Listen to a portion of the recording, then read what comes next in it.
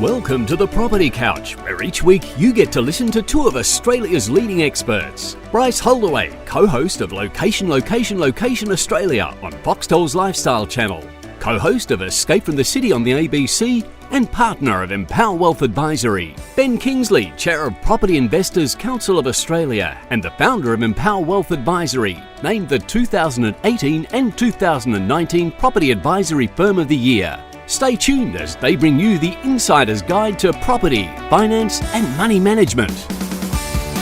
All right, folks, welcome to the Property Couch podcast. Hello, Ben. How you going? Mate. How you doing? Hey, good result on the... Oh, no, it wasn't a good result, was it? Oh, that's right, 3-0. Oh. Let's talk about something else today, Bryce, shall we? Mate, that was nasty. How did your pie... I don't even think I cared enough to know how your pies went. Turn it up. From a tipping point of view, it was a shocker. It was horrible. Yeah. It was horrible. But, I think I got 3. Got the pies.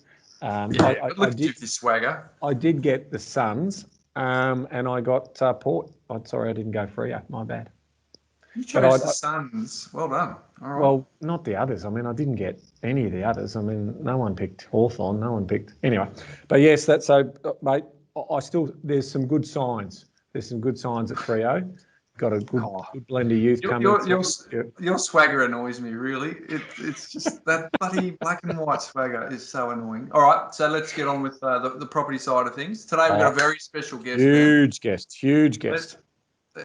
We had a little chat with Ken a little earlier, so we've got the highlights that we can share at this point in time. But Ben, rattle it off. There was a lot that we covered. Oh, look, we went into supply side issues, affordability, immigration, taxation, regulation, planning, sort of all of the red tape that's involved, stamp duty reform we took a look at. So, shovel-ready projects. It highlights why these guys are the leaders when it comes to advocating for the property sector, but also how important the property market is to the broader economy and to jobs and prosperity.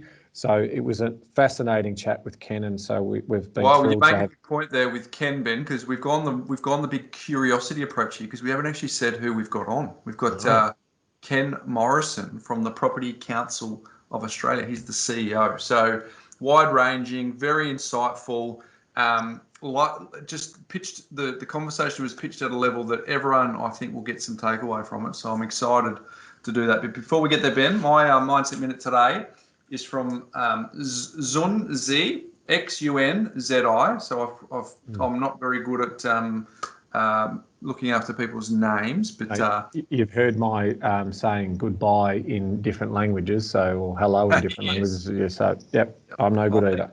Thank you for cheering me up. That makes me help. But it's a Chinese philosopher living around 312 BC on the importance of focus, Ben. The person attempting to travel 2 roads at once will get nowhere, Ben. Mm-hmm. So the context is, we've said this now, Ben, for 292 episodes. You've got a choice of pursuing one of 2 roads, Ben. You can pursue lifestyle, or you can pursue delayed gratification.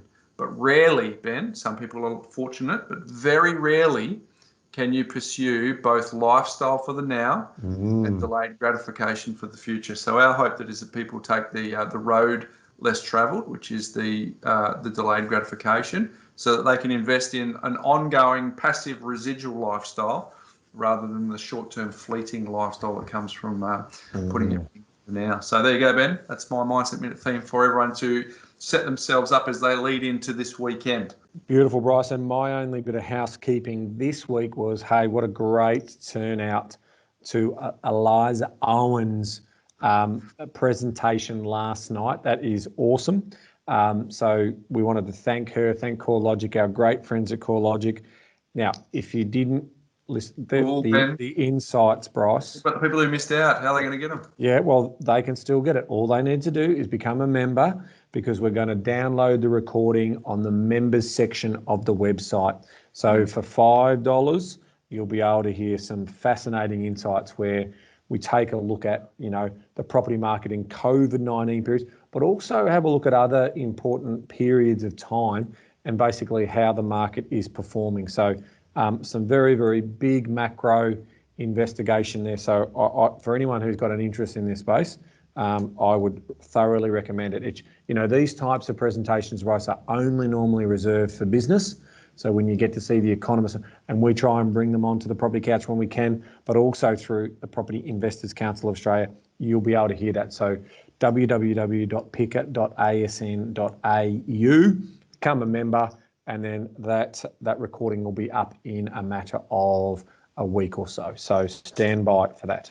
It was great intel, folks. If you don't have access to that, I'd thoroughly recommend that you do. So, all right, Ben, let's get on with it with our chat today with the Chief Executive Officer of the Property Council of Australia, Ken Morrison. Let's cut to the chat we had with Ken earlier. Hey, Ben, we've got a very special guest today on the Property Couch. We have Ken Morrison, who's the Chief Executive of the Property Council of Australia, which is the national representative of the property industry. Ken is passionate about the future of our cities and has played a significant role in shaping tax, planning and infrastructure policy for 2 decades. He sits on a range of government task force and committees, but he's also the director of the Green Building Council of Australia, the deputy chair of the Business Coalition for Tax Reform, a director of the Australian Sustainable Built Environmental Council, and is a property champion of change promoting women in leadership roles. Welcome to the Property Couch, Ken. Bryce, great to be with you. G'day, Ben. G'day, how are you? I'm delighted to have you on as someone who advocates for the property industry. We need more of it. Indeed, we do. Hey, Ken, there's a fair bit that you're involved in, so I'm sure we'll delve into that at certain stages. But the Property Council of Australia, for those who are not familiar, is the leading advocate for Australia's biggest industry and biggest employee, i.e. property. On your website, you've got the property industry represents 13% of Australia's GDP, employs 1.4 million Australians, which on more than one occasion you mentioned is more than mining and manufacturing combined. So just to give us an idea of size, and it secures the future of 14.8 million Australians who have a financial stake in property through their super funds. So you also talk about the vision being a thriving industry creating prosperity, jobs and strong communities. And the mission is to champion a strong property industry. So my first question for you is, how do you measure how you're actually tracking against some of those really, from our perspective, terrific pillars? But how do you measure how you're tracking against them? I guess a couple of ways, Bryce, and there's some lofty objectives there as well, so it can be not always easy. But one of the main things we're doing is we're talking to governments at all 3 levels and trying to encourage them to set the right policy frameworks to support a prosperous sector. So, what's happening on tax, what's happening on planning, what's happening on infrastructure? Have we got the right settings in place to drive prosperity? And of course, when we're talking about the current situation where Australia has entered this COVID-inspired recession, then what's going to get us out of this recession? And what's going to make Australia prosperous for a long term? And as you were reading there, property is such a big part of the economy. The idea that we could get the economy going without getting the property industry going just doesn't make sense. So what's good for the property industry and what helps the property industry employ more people, support more jobs, foster more economic growth, well, that's got to be good for everybody. No, I agree. So there's so much that we can drill into, and we're looking forward to doing that. But before we do, you're the CEO of the Property Council of Australia. But can you take us back to the beginning? What was the journey for you to get there? First job, what it looked like, and how did you eventually end up in a position that I'm sure is incredibly stimulating, but from the vision and the mission that you're carrying out, very, very important. Yeah, well, I started a long way from property. I actually started my career in the Federal Immigration Department. So I went through their graduate program there, was in a range of different policy areas, refugees, inter-country adoption, that sort of thing. I decided that I wanted to change from that and went and joined an organisation a long time ago now, which was the Property Council of Australia, which I hadn't heard very much about, and was able to grow my career through the Property Council, then left to go and run the Tourism and Transport Forum. And then when my predecessor here retired, came back to the Property Council to resume my career here. So this is my second stint in the Property Council and very much enjoying it. despite the fact that we live in such interesting times in that Chinese proverbial way. So Ken, you're coming to us from home today. Now we also need to let our audience know that there might be some soaring or work in the background. Yes. So you're also contributing to the economy right now. So tell us a little bit about. Yeah, we're keeping the property industry afloat one bathroom at a time, Ben. So we're doing a home renovation, which we decided to do on week 1 of lockdown. We did have a chat to the builder at the time to say, yeah, we still want to go ahead with this, but here's the rules and this is how we're going to phase it differently because now we're going to be homeschooling and all the rest of it. But it's going well, and it's I've got a family of teenagers, so it lets the teenagers stay at home a little bit longer and gives us a bit more space, so we're not driving each other mad so often. So far so good. What's the timeline? How long until we've probably got about another month to go before they're finished. Yeah. So slightly bigger than just a bathroom, maybe. Yeah, slightly bigger than just a bathroom. That's right, Ben. Very good. Yeah. So there's obviously big themes that we've got. Looking beyond the health crisis, we do have these big themes that you are going after, which are really, really important. And so I wanted to sort of, get a sense of what are those major priorities that you think that we need to be focusing in on right now, and then what we need to lift our eyes for into the future? Yeah, well, I guess it's useful just sort of diagnosing the problem.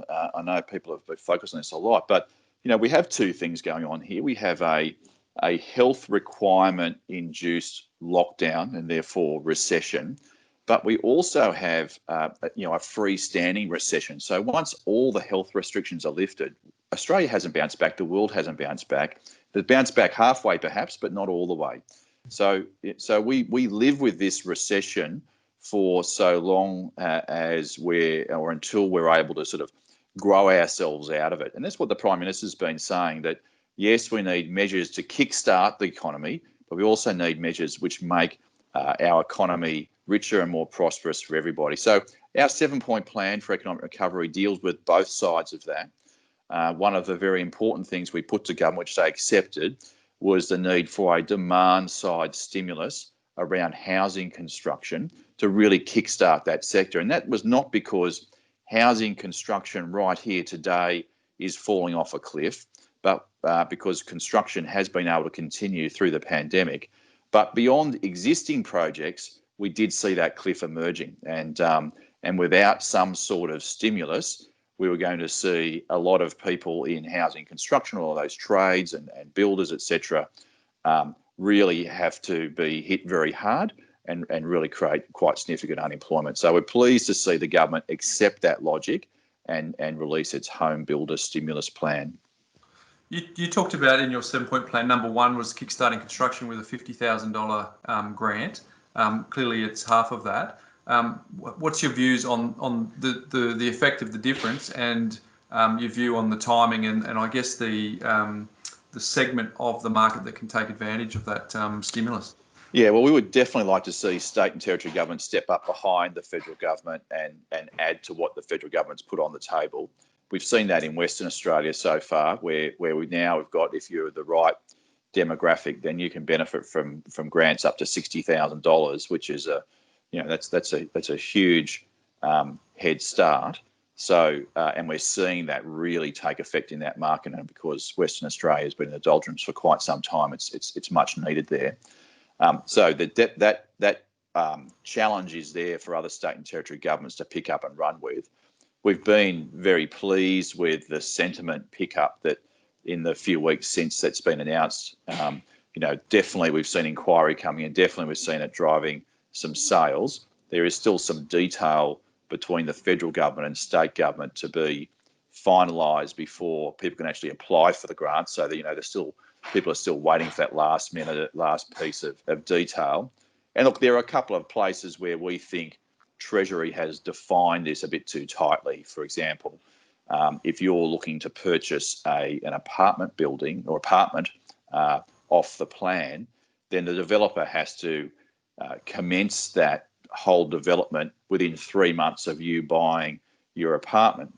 Now, that's fine if you're buying the last apartment, but if you're buying the first one, it's pretty unreasonable to expect, even for a pretty small size development, that a developer is going to sell all those units in that 3-month period. So it's not really going to work very well for apartments is the point. So, and that's a big part of the market, particularly in Sydney and Melbourne and Brisbane. And a lot of people are employed in that sector of the market as well. So look, there are a couple of things we would like to see done better, and certainly we'd also want to see state and territory governments step up besides the federal government and put their stimulus on the table as well. Do you get an opportunity? Well, how involved can you be, or historically, or in these discussions, do you get to be a counsel or a voice representing the property industry in some of these key decisions? Yeah, very heavily. So every day, the Property Council is talking to ministers, shadow ministers, MPs, their advisors, head bureaucrats. That's what we do. So and because we have this long-standing relationships with governments, because we renowned for putting good research on the table, then we're listened to. And this is an example of where we have been listened to, notwithstanding there's a little bit of detail we'd like further amended. So that's important. But governments rely on that feedback as well. They want to be able to deal with reputable industry bodies that are able to garner the feedback from a cross section of membership to bring into that policy making. So that's very much our job, and it's a very important job to do. So Ken, that was a narrow focus from the federal government around basically 20,000 properties, both on the build and also on the renovation side. So I suspect it's been designed as short term as that. Maybe we use the common terminology and vernacular that they're using, the bridge, to get us over the line. How confident are you once we do get out the other side of COVID-19 with potential treatments and potential vaccines around the uplift in buyer activity and interest in the property sector more generally, if we were to see those health issues subside? I think the first thing you've got to say about the current environment is just how uncertain it is. With the weekend's announcements around Victoria just demonstrate that we're not necessarily on top of this thing. So that's got to play out. It's also I think there's a potential, depending on how the government plays the other side of the JobKeeper period here, there's a potential for a bit of a false dawn of confidence that people might be having, in that everyone's feeling very good about those health restrictions being lifted around the country, but there's no doubt that there is a serious economic recession that we're having, and when JobKeeper is withdrawn, that will result in another round of unemployment, which will be significant, and we saw last week's job numbers also be quite significant. So it's hard to look to the future and say it's definitely going to be option A, not option B, C or D. So the uncertainty is very significant. One of the really important things around anything to do with property is what happens with population growth. One of the things that makes this type of crisis very different from what we've seen previously is the fact that our borders have been switched off, and therefore permanent migration and short-term migration has been switched off. So that's about 2/3 of Australia's population growth in a normal year. And if we as a country were to persist with that situation, then that will have a really big economic impact, and certainly a very big impact for the property industry.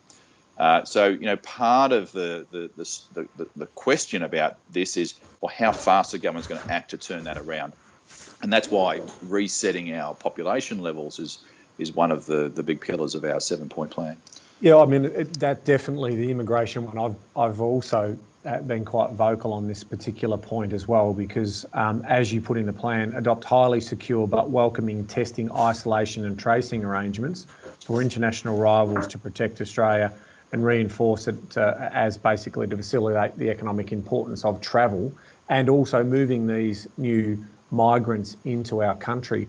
How are you going on that front in terms of the lobbying work and advocacy work that you are doing? Because we're obviously seeing that the hotel sort of isolation and testing and all of that seems to be proving quite fruitful.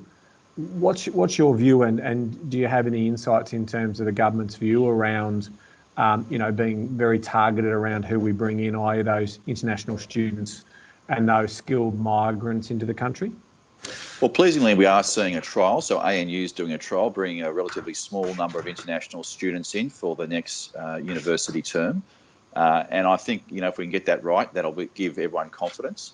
Hopefully, we stay on top of the virus in the community as well.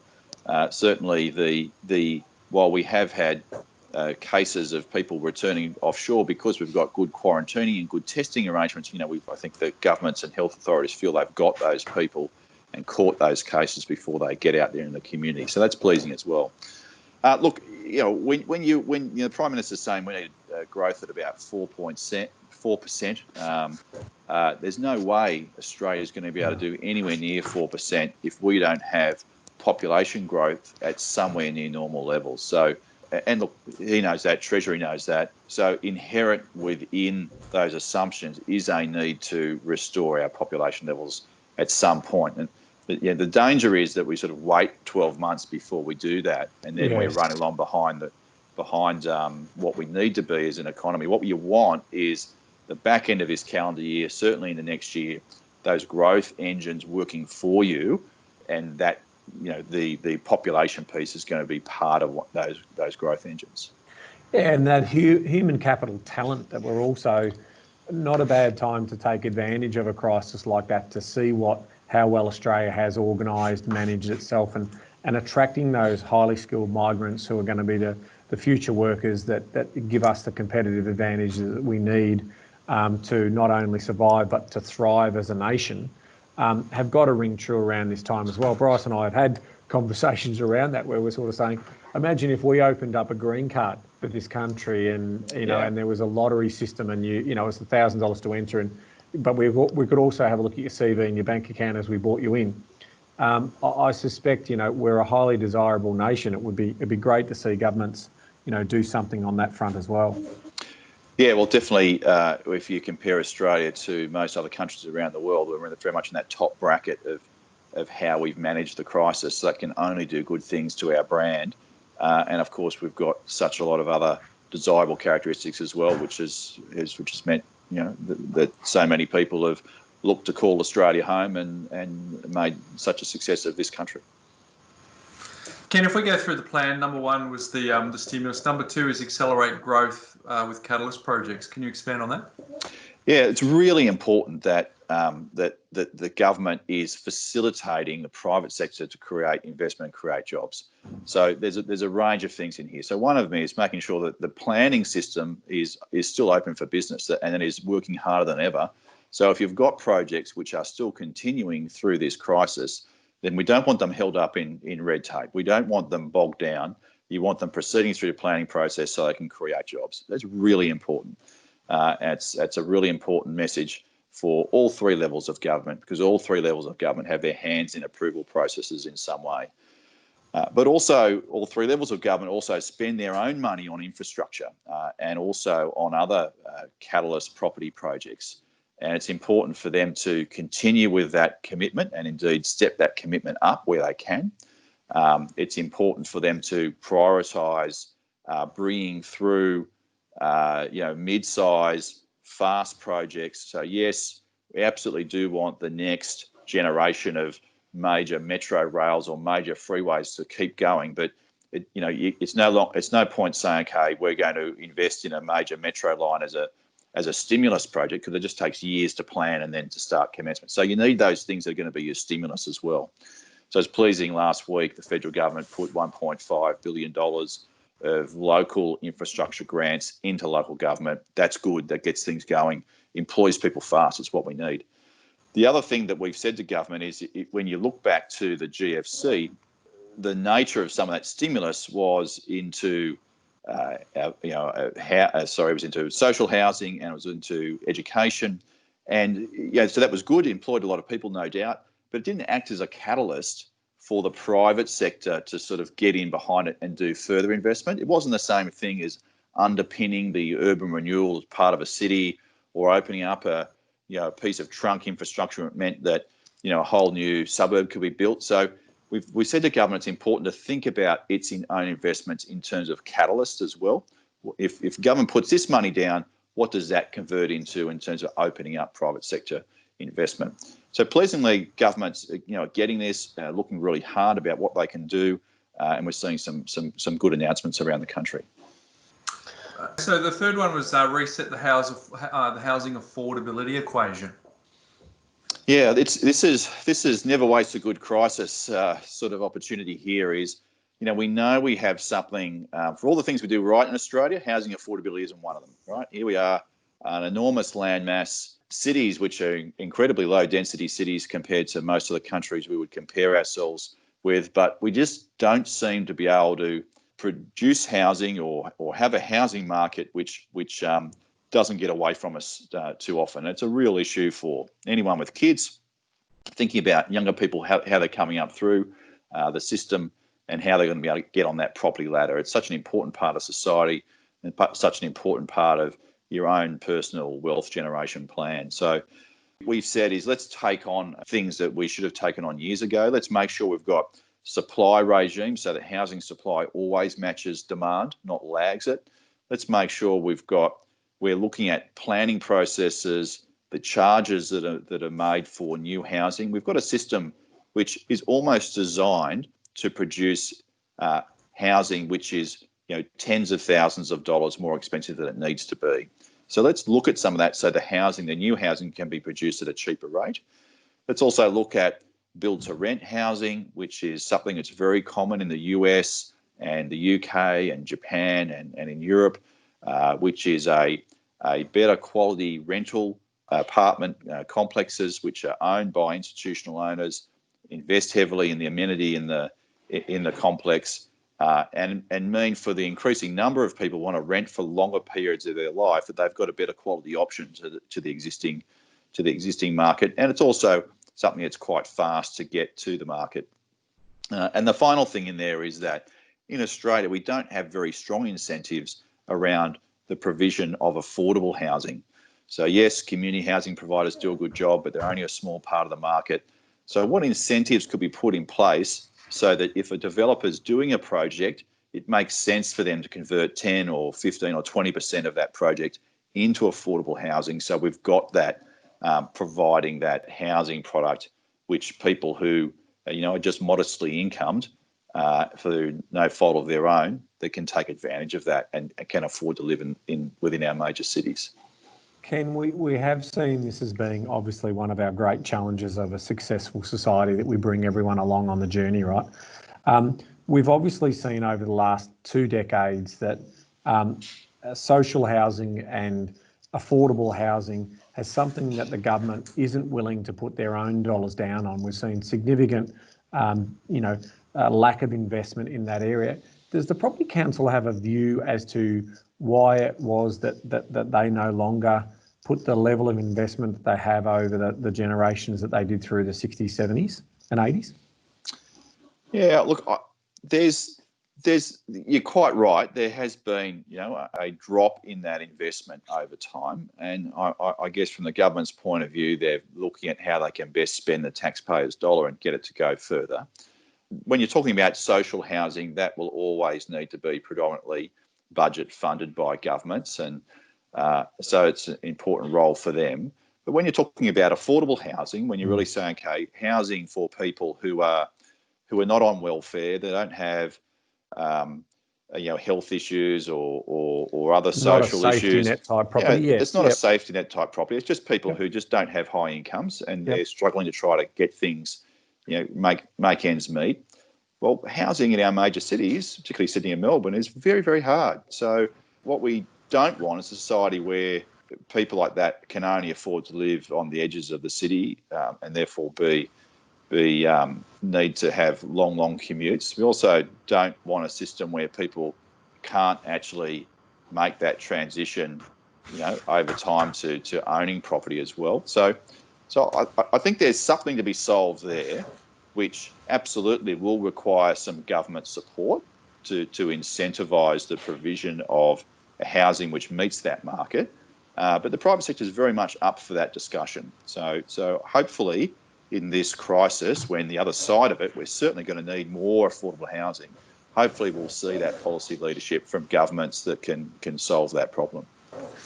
All right, so the first one was to kickstart housing construction. Second one was to accelerate growth with catalyst projects. Third one was to reset the housing affordability equation. The fourth one is interesting. You've drive productivity through tax settings.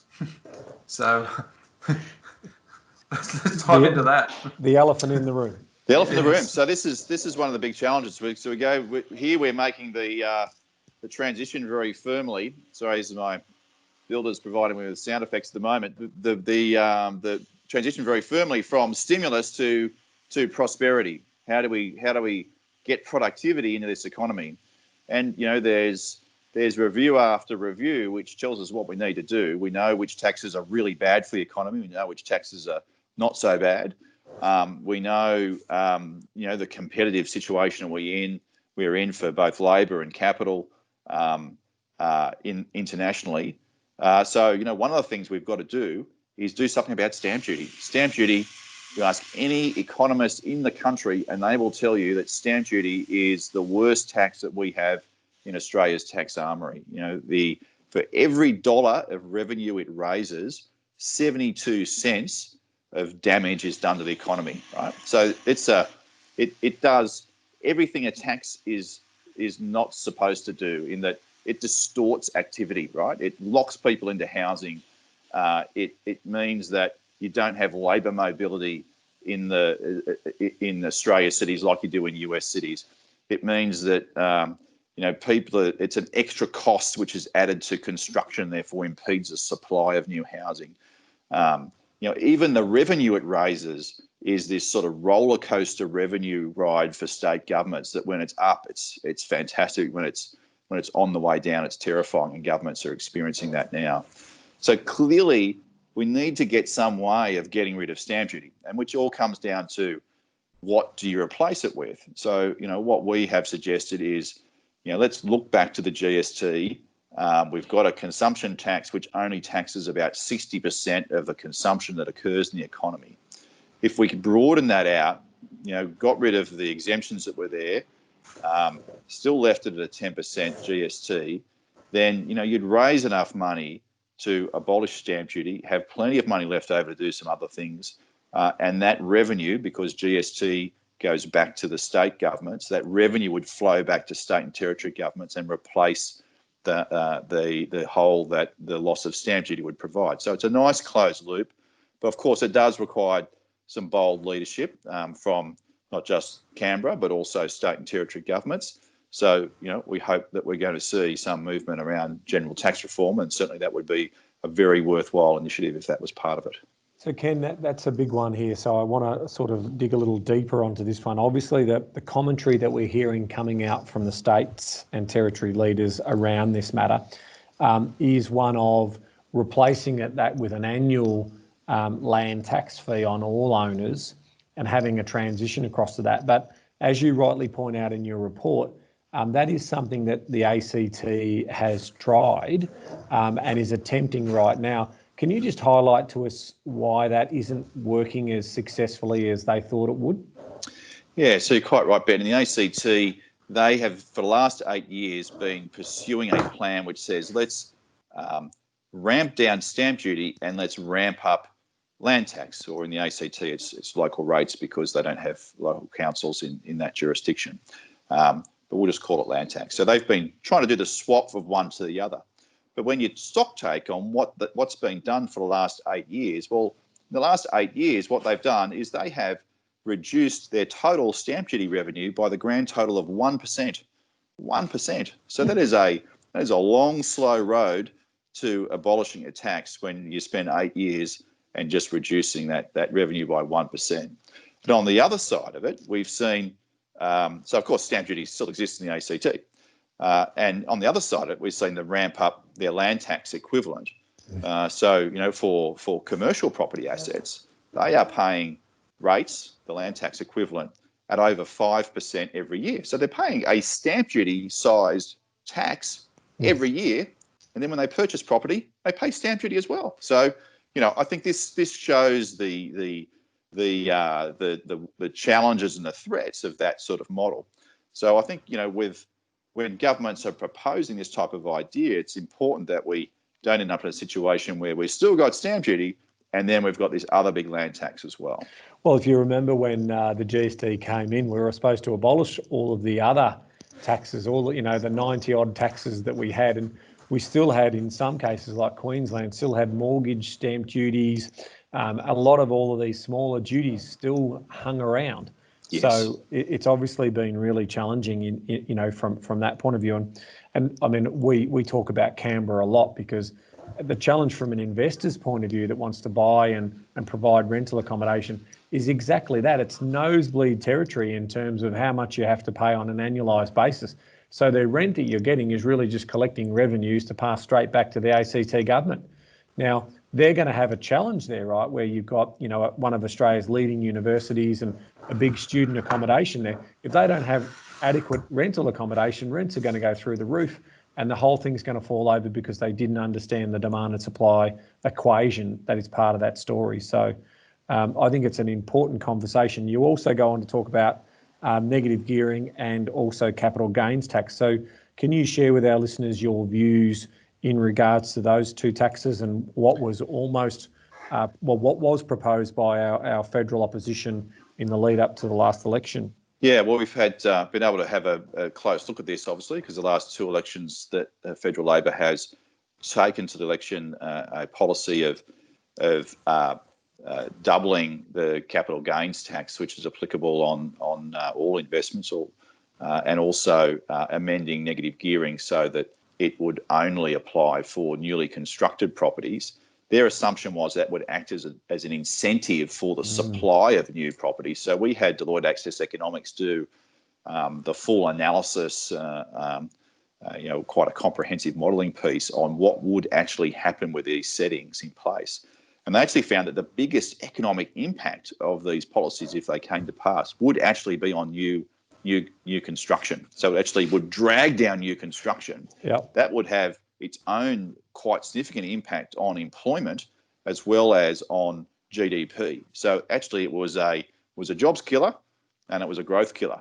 And it did exactly the reverse on what they wanted to see. So imagine if we were doing that right now in the current economy. It would be a disaster. So Absolute disaster. So we've got to remember the consequences of bad policy. Policy's got to work not just for the top of the market but for the bottom of the market.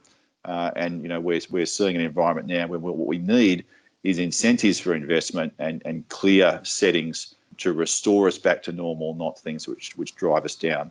Well said. Did they take your counsel at the time, Ken? Because you clearly at all levels you've got representatives, but it seemed to be almost belligerent in their response to seeking counsel from the property industry.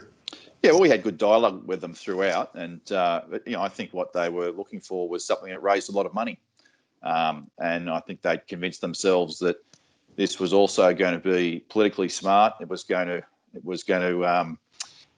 do that sort of have and have-nots thing. They seem to have a number of policies which was looking for that fault line, and they thought they'd found one here. And I think one of the things that they hadn't realised is just when you look at negative gearing and the 1.1 million people who own an investment property and will have negative geared that for a period of life. Well, 73% of those people have just got one investment property, and another 17% have just got two. So 90% of people who are property investors have got one or maybe two properties. So they're not rich property barons. They're just pretty everyday people. And another stat that doesn't get talked about very much is you look at a gender breakup of people who negatively gear, and 47% of people negative gear are women, right? I don't know another economic statistic which is associated with income or wealth, which is nearly a 50-50 split. So women are using negative gearing and property investment as sort of a catch-up investment strategy to offset the fact they don't earn as much. They have to take career breaks, look after kids. They don't have as much in super as their male counterparts. So, there's a bit of a gender story to point to here as well. Ken, I think that's a beautiful, beautiful message there. In terms of the Labor Party, they are still keeping their cards close to their chests with the next election. I know we're talking 2022 here, but they haven't ruled it out. They haven't put a line through it. That is a very important thing to note, Ben. And at this stage, they have not ruled it out. So it is still on their policy books. They've said, look, well, we'll work out what we're going to do for the next election, close to the next election. We'll get back to you, but they have not yet ruled that out. So they have a national conference at the end of this year, which is their policy setting organ within the Labor Party. So all eyes will be on what the national conference chooses to do around this issue. Well, I think you're right. I mean, by 2022, if we are past this, built the bridge and we have a solution in regards to our health crisis now, and property prices are going up because interest rates are low, I have no doubt that they'll see this as a political football once again, where they'll be talking to the haves and have-nots around sort of saying, the greedy property investors, and as you rightly point out, vast majority of them are female. They only own one or two, and they're trying to supplement their income. And what the other thing that's not talked about a lot is that negatively geared properties turn into positively geared properties. Correct. And you have to start paying tax on that. So it's only an incentive for a short period of time before sometimes you're either going to pay a nice amount of tax on your income, but also finally a capital gains provision that will also put billions of dollars of money into the coffers of governments in regards to once those properties are sold. So it's one of those ones that continues to keep us lying in bed with one eye half open, because we do still see it as one that the politicians don't quite get. Yep, definitely keep an eye on it. Absolutely. Hey, Ken, just to round out the stamp duty chat, isn't there a case for both sides? Clearly, it's a barrier for people to get in, but it also provides a barrier to get in and out quickly, so therefore underpins the performance of the asset. So do you see that being something that it provides, or do you think, well, given that we're in a scenario where demand exceeds supply, it's not much of a moot point, because it really needs to be where, in other countries where supply exceeds demand, will that become an issue? You want, whatever the market is, you want the market to operate rationally. You want the market to operate on good information, but also low barriers to entry and low turnover costs. So I think when you're talking about property, the reality is there are some significant transaction costs which would be involved even without stamp duty. Stamp duties are the doozy, obviously, but there would be others. So I think the idea that without stamp duty you would have a market acting dysfunctionally and people flipping property all the time, I think it's quite unlikely to happen. What you would have is a reversal of this lengthening period between transactions on properties. People can't afford. You used to be a generation ago, you'd buy your house for when you were starting out, you'd buy your house when you had a couple of kids, and then you'd buy your house for a bit later on. Well, you can't afford for those to be different houses anymore, because you're paying, a really big chunks of stamp duty on the way through. So, you're seeing people saying, well, I would actually much rather be in a smaller house because the kids are gone, but is it really worthwhile me paying that stamp duty? No.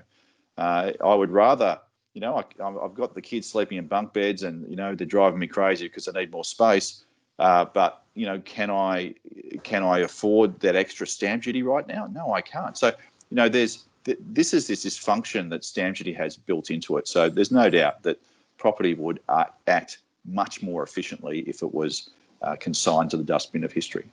I think you're right. Also, you make a good point in regards to the report about pensioners who are asset rich but cash flow poor, and being able to have potentially a portion of the value of their home not means tested.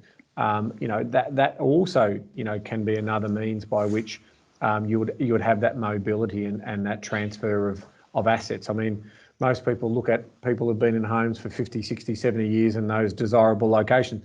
They're not going to leave anytime soon if they've got a whopping big stamp duty or capital gains event or those types of things. Do you want to share a little bit about your theory on the pension side?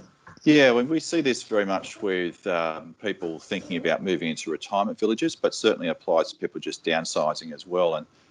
And what we want is people not feeling trapped in their homes, to have more options.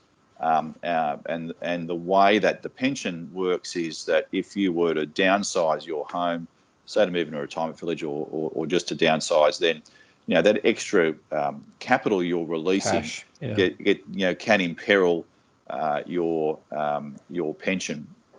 So we're having a crack at the Labor Party just before, but when they were last in government, they actually had trialled a policy which had some elements to it which meant it was a little bit too restrictive, but they were trialling a policy which would enable that downsizer pensioner to quarantine part of that excess capital, with that idea that they, we actually want to, open up the barriers for people downsizing in our environment. Of course, demographically, we all know where we are. We know that baby boomers will, over the next 10 years, be looking to make a lot of these downsizer decisions. So we really don't want to have barriers in place which prevent them doing that, because if someone wants to downsize and they don't feel that they can because of those arrangements, well, you've got a family who's looking for that family house that person's in. So, again, you want to identify where these things stop a normal, sensible market operating and deal with those things, and that's one of them.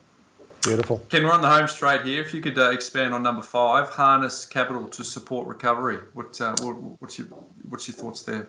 Yeah, well, it's really important that we remember some of the things that have made Australia really successful, and the ability to harness the world's capital and create the great assets that Australians want is one of them. So people might not realise it when they look at it.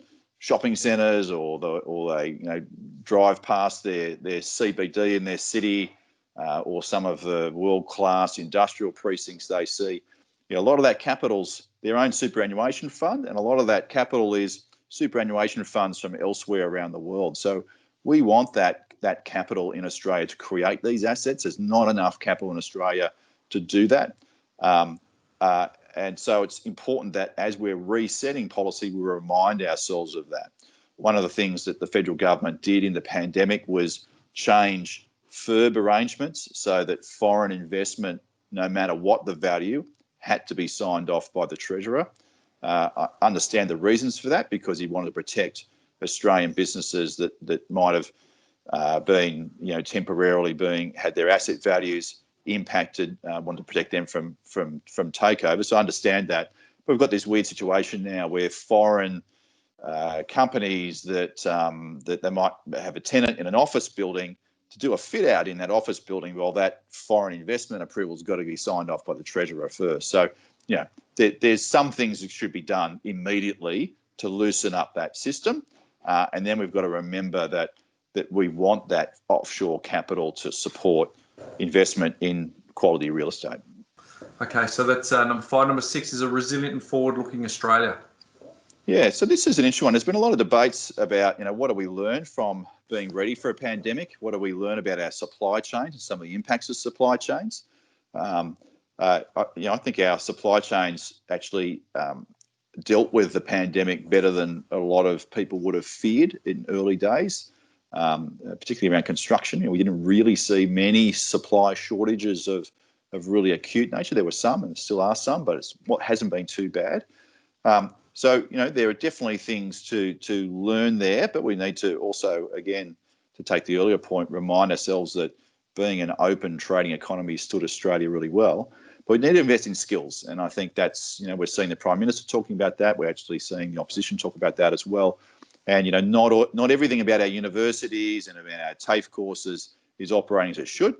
And here's a great time to focus on skills. Very important for property and construction, but very important for the whole economy as well.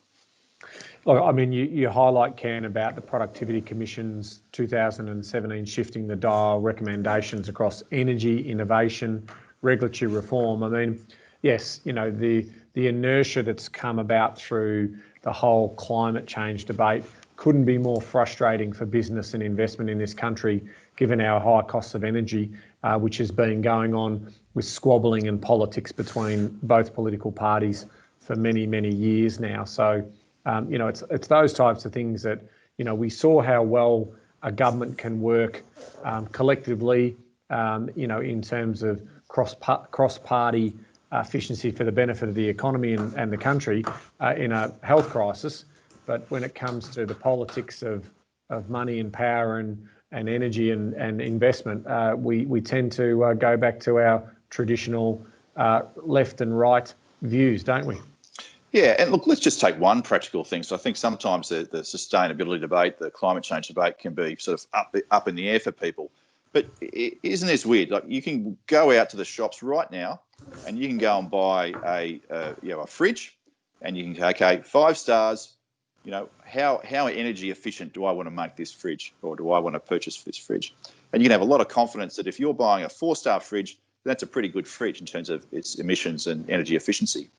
But you want to go and buy a house, or you want to go and rent an apartment, you can't do that same. You can't do the same. There is no simple consumer-facing rating tool which applies to housing. So, how can you expect the average punter to go through all the sustainability technical manuals and work out what's the best thing to do with their home? They just want to know whether the home they're buying or the home they're renting, how efficient is it? And, if it's a really low efficient rated home, then they'll go, wow, I wonder what I have to do to take this 2-star home, which is probably pretty uncomfortable to live in because it's too hot in summer and too cold in winter. What do I have to do to take my 2-star rating home into a 3 or 4-star rating home? I'll save my energy bills and it'll be good for the environment. And so there's some practical sustainability measures which we're just missing out on as a country, which we should be taking. Mm-hmm. Yeah, good points. Hey, number 7 is the Welcome to Australia migration plan, which we touched on earlier. But my question for you is, how would you respond to folks who have opposition to that, where they get a little insular around, well, they'll come and take our jobs? Ben and I discussed this a couple of weeks ago, but from your point of view, how would you respond to someone who's providing opposition to the point 7 around bringing people into the country, in terms of the quality of living that we enjoy and the upside benefits versus their perceived fear of having more people here? Yeah, it's a really important issue. And the first thing, as we talked about earlier with this, is that we've got to make sure we've got the right health arrangements in place to protect Australians from COVID-19. So, that's absolutely the first step. But there's no reason why we can't do that. But in terms of the jobs piece, what we know is that migration not only means that we're bigger and therefore a larger economy, it also makes it a more productive economy, and it makes us actually lifts living standards overall. And it does that because of the nature of our migration program. What the people we're bringing in are on average younger, they're on average better educated, and they're bringing skills in there, and they're the skills that we want, because that's what our migration system does. It's not open doors to everybody. It says, no, this is what we need as a country, and if you've got that, then we'd love to have you. Thanks very much. So because of that skills work that's inherent in most of our permanent migration elements, that means you get that economic outcome. So what I'd say to that person is, yep, okay, we need to think about what we do with the migration program, given unemployment's going to be high.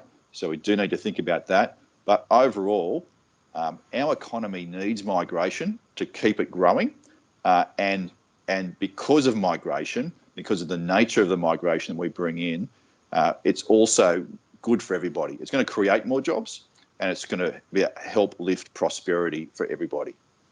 Mm. It's also fast track because you bring them in at a mature age of life, and they haven't actually used any of the taxable utilities as they're growing through as well. So there's actually correct.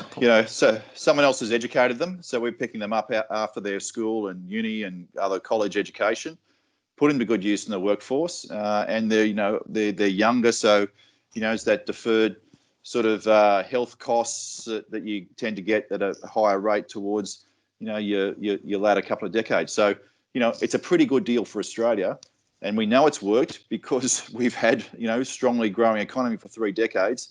Now we've got to deal with the biggest economic event any of us have ever seen. And the idea that we're going to do that without the support of a growing population and strong migration, heavily weighted to skills, there's just no way we're going to do it without that. No, very valid point. So there you go, folks. The 7-point plan for economic recovery. Number 1 was to kickstart housing construction. Number 2 was to accelerate growth with catalyst projects. Number 3 was reset the housing affordability equation. 4, drive productivity through tax settings. 5 was harness capital to support recovery. 6 was a resilient and forward-looking Australia. And 7 was a welcome to Australia migration plan. Ben? Beautiful stuff. I really appreciate that. Ken, I want to finish. My last question for you is around the Green Building Council and your role there. And what exciting projects are you working on that are sort of green targeted and certainly about our climate and making sure our carbon footprint is reduced? Yeah, it's a great pleasure to be on the board of the Green Building Council. It does a fantastic job. Two I'll mention is one is what I was talking about earlier. So the fact that there's not rating tools which really work for housing. So what the Green Building Council is working on is rating tools which help builders and developers produce housing better. There's a Green Star rating tool which has supported some types of residential development, but not nearly enough. So the Green Building Council's broadening that out. So that will be good. We still need something from the government that does what I was talking about earlier, which allows, which used to rate existing housing and existing apartments. The other thing that the Green Building Council is doing, which is also exciting, is thinking about net zero and what have you got to do with assets to actually be net zero. And there's a number of Australia's leading property companies who are making commitments around being net zero by 2030, not very far away. There's tremendous things that those property companies have done, which are really world class and world recognised overall. And that idea of, well, okay, as we move down the pathway of a lower emissions economy, to say, okay, here's a property asset or a series of property assets which are actually net zero. That we've got technology which can produce that. It's just making it all come together in a way that financially stacks up. That's pretty exciting, and that's where you can really get some big changes. And it's also where Australia's been leading, and I'd love to see us continue to lead. Brilliant. My final question for you, Ken, is you're a property champion of change. What does that mean in terms of the role with women in leadership roles, and how successful has it been to date? Yeah, well, property has rightly been criticised as a pretty blokey industry, and certainly when you look around most of the property companies, and certainly 6 or 7 years ago when we started this, you say, well, there wasn't really many women leading that, and nor many women who were really sort of next level ready to go. There were some. So we started what was a property male champions of change, the male leaders in the industry stepping up beside women to do something around diversity and women in leadership roles. That helped us identify what some of the issues were. Why weren't women able to advance through their careers in the same way that men were? So, working flexibly, thinking about pay gap issues, thinking about inherent biases that exist, being very, very important. We've also done a number of other programs in the Property Council to accelerate women's networking, to accelerate women participating in Property Council committees. So, we were talking about the important role that members have in the Property Council's advocacy and policy setting. Well, we've got 1,800 people who sit on our committees around the country. When we started out, only about 20% of them were women. Well, now it's over 40%. So, that's a lot more people are getting that career accelerator of working through their industry body and developing a better peer network. So, it's really important to look at what are the structural biases that you need to deal with there, and then disrupt them. And so a lot of strategy I've been working on is how do you disrupt the status quo so you can get a better, a more open approach to getting the right talent through. Because you can't run an organisation on half the population, right? Every business wants the best talent, and of course that means the best talent from both genders. What a great initiative. So, well, we appreciate that. Clearly, you're experienced. You see it across a broad spectrum. You've been very, very generous with your time today, which we certainly appreciate. And I think the discussion, ideally, I think will be helpful for our community to better understand for the property industry, but also to see what impact that has on the broader economy and the broader population base. So we appreciate you coming on to the Property Couch. Well, it's my great pleasure, Bryce. And Ben, thanks very much for having me. It's been a blast. It's a pleasure. Well, there you go, Ben. Didn't we cover some ground?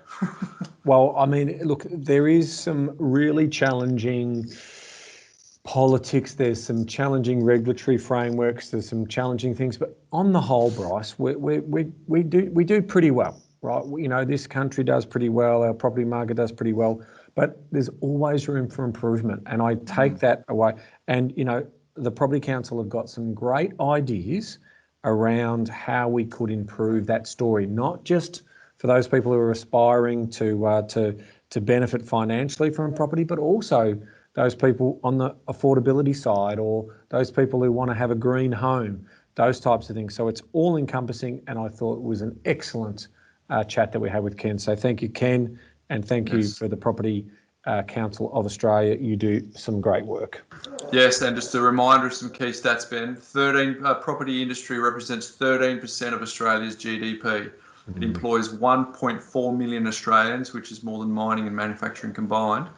And it secures the future of 14.8 million Australians who have a financial stake in property through their super funds. So Beautiful. That's important to see that hopefully people found that pragmatic, well thought through, and offered some really practical advice around that, and even was happy to address maybe some of the resistance that they might have had to some of those parts, including the migration plan. So again, Ken, thank you for joining us on the Property Couch. Hey Ben, my life hack today is a practical one. Locally, like you, Ben, I have two young, energetic boys who are, as we approach winter, quite often it's not as easy to get out and expend that energy. So what I found is a little hack for me, which some people may or may not relate to, is there's a little skate park around from our house.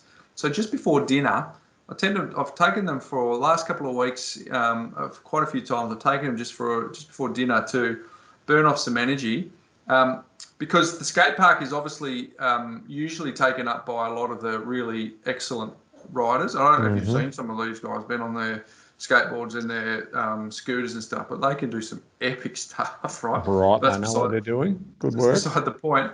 I took Sam, my youngest, there, and he was sitting on the edge of the bowl, and he was just fascinated. He was watching these guys do it for ages and ages and ages. Then he said, "Dad, can you take me later?" So I took him down there, and he was trying to copy some of the things he'd seen earlier, but the good thing was that there was hardly anyone in.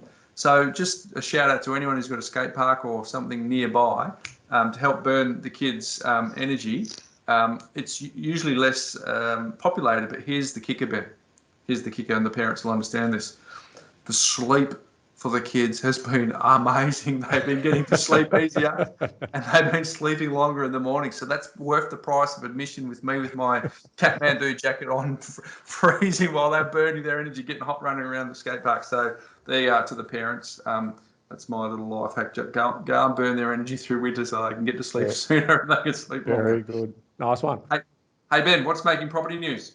So Bryce, I thought I'd just take a little bit of poetic license and talk about something that's not property specific, but certainly about accessing money.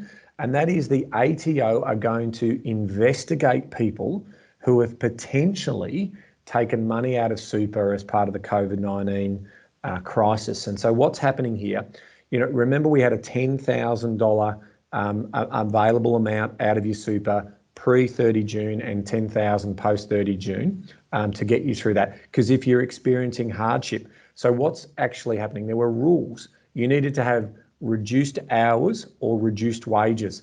And they're saying that potentially some people have just accessed this money.